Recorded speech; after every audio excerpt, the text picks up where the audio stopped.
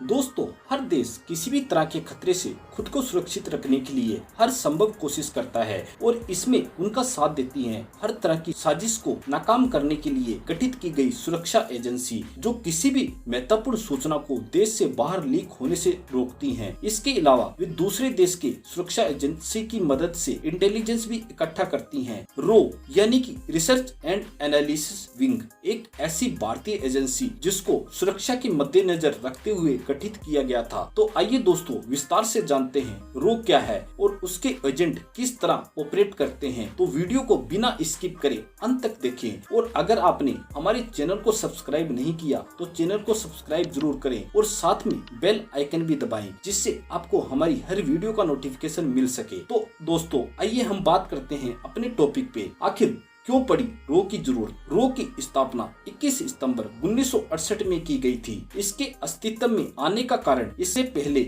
सुरक्षा का जिम्मा संभाल रही इंटेलिजेंस ब्यूरो आईबी की नाकामयाबी बनी। आईबी ब्रिटिश गवर्नमेंट की उपज थी जिसे विदेशों से जानकारी इकट्ठा करने के लिए बनाया गया था, लेकिन भारत, चीन और भारत पाकिस्तान में हुए युद्ध के दौरान आईबी अपनी जिम्मेदारियों को ठीक से नहीं निभा सकी।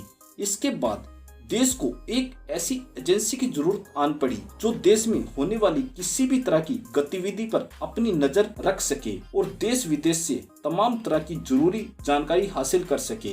इसको ध्यान में रखते हुए एक नई खुफिया एजेंसी के तौर पर रो की स्थापना की गई, जिसका मुख्य कार्यालय राजधानी दिल्ली में स्थित है और इसकी मदद करने के लिए कुछ अन्य महत्वपूर्ण संस्थाएं इसके अधीन काम करती हैं। रो कैसे काम करता है? रो सिद्धांत धर्मो रक्षित ही उसकी कार्य प्रणाली का आईना है, जिसका अर्थ है कि जो व्यक्ति धर्म की रक्षा करता है वे हमेशा सुरक्षित रहता है। रो का प्रमुख कार्य किसी भी तरह की जानकारी को इकट्ठा करना, आतंकवाद पर लगाम लगाना, गुप्त ऑपरेशन को अंजाम देना और किसी भी तरह के खतरे से संबंधित सेनाओं को अवगत कराना होता है। रो के काम करने का तरीका बाकी एजेंसी से बिल्कुल अलग है। दोस्तों, दरअसल रो किसी भी सूचना के कानून के अंतर्गत नहीं आता और न ही किसी व्यक्ति या संसद के प्रति कोई जवाब देना जरूरी होता है।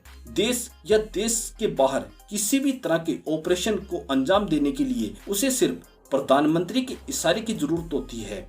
चयनित लोगों को ही स्पेशल ट्रेनिंग के लिए यूनाइटेड स्टेट्स, इजराइल जैसे देशों में भेजा जाता है। इनकी जो ट्रेनिंग होती है वो बहुत ज्यादा कठिन होती है।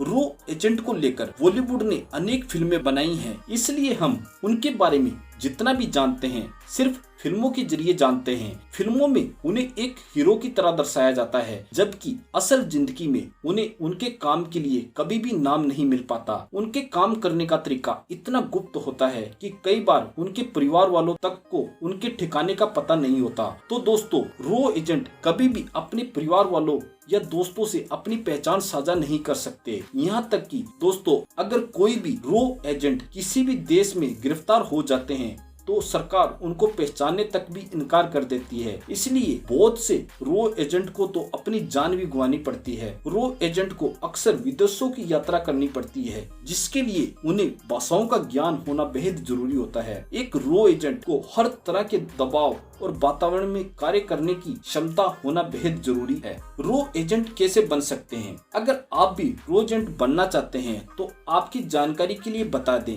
कि इसके लिए आपको पहले से डिफेंस सेक्टर या फिर इंडियन सिविल सर्विस में होना जरूरी होता है। जब आप इन डिपार्टमेंट में अच्छा तजुर्बा हासिल कर लेते हो तो उसके बाद आप रो के लिए इंटरव्यू दे सकते हो। इंटरव्यू में पास होते ही आप भर्ती के लायक हो जाते हैं और आपको उनकी कड़ी ट्रेनिंग से गुजरना पड़ता है।